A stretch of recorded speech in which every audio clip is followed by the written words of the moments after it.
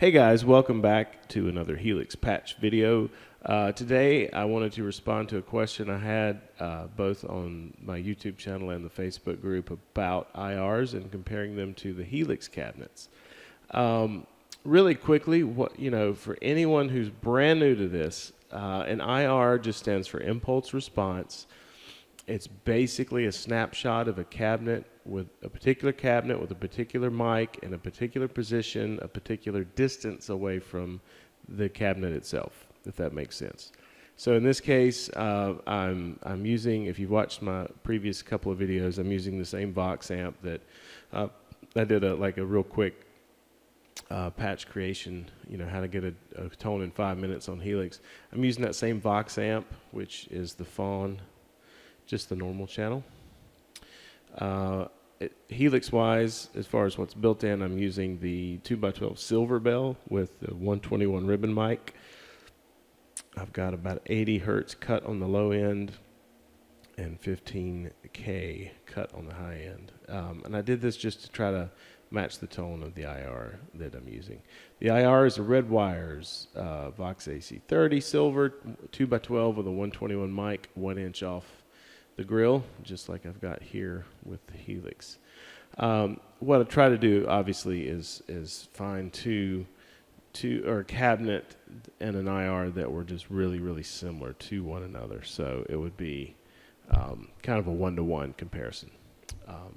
Before I go any further, let me just go ahead and play a little bit for you. What I've done is I've assigned a foot switch to turn one on and the other off. When you see the red icon lit, that is the Helix cab engaged. When you see the purple waveform there, that is the IR, or the impulse response. So I'll play back and forth, and you'll see them switch on and off. So I'm using a Strat neck pickup, and I'm just going to strum some chords, hit a couple of licks, and then we'll talk about the results. So here we go.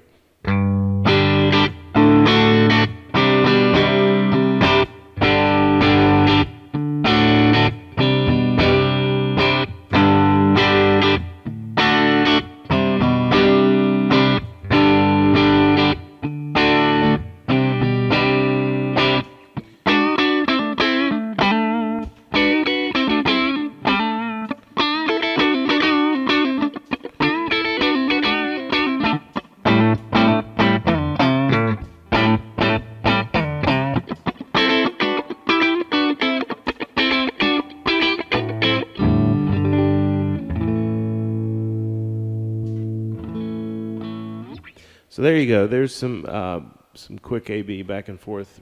Just kind of give you a quick succession of examples there. My personal take is that they're pretty close, quite honestly.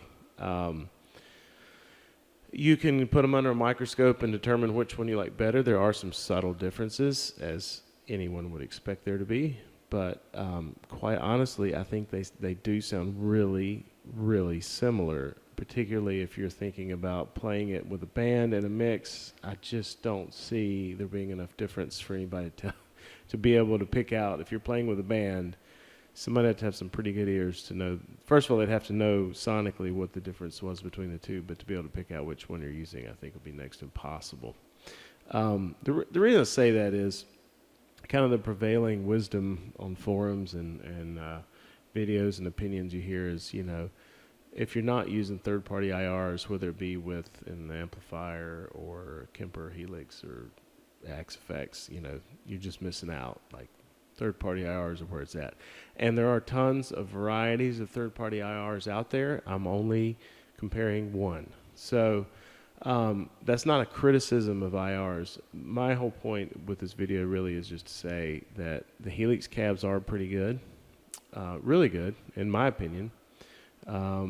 And I don't feel the need to go out and chase and audition thousands of IRs to find that magic tone. I think for me, for the tones I go for, it's just a waste of time, quite honestly. And another advantage to using Helix built-in cabs is, as I showed in previous videos, you can use one block to have dual cabs. When you select the cabinet, you can do a dual cab where you can select two cabinets. It takes up one block. It's a stereo block. If you're going to mimic that with IRs, you'd need to do 2 IRs and have them running in parallel paths.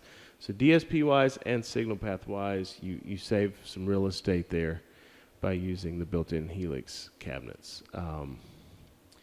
Again, that's another advantage to using the built-in. I'm not trying to sell anybody on anything. I mean, if you prefer using IRs, use IRs. If you prefer using Helix, use Helix. I just wanted to show a quick comparison.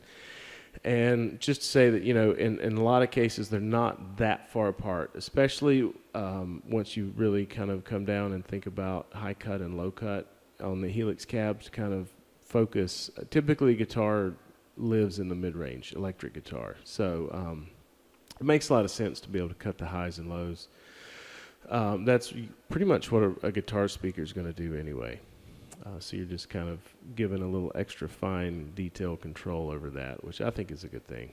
I'd rather be able to dial it in perfectly than just rely on the set frequencies. So anyway, I hope this is helpful. Just kind of a quick video. I know it's not very in-depth on IRs, but I just wanted to show that, you know, don't feel like just because you use the stock cabs, you're way behind somebody else tone-wise if they use IRs. Just not the case. Again, not knocking IRs. There's some good ones out there. I'm just saying there's a lot of different ways to get good tone. There's not, you know, and you don't have to go one way or the other. Find the way that works for you. So anyway, hope this video was helpful, and thanks again for watching.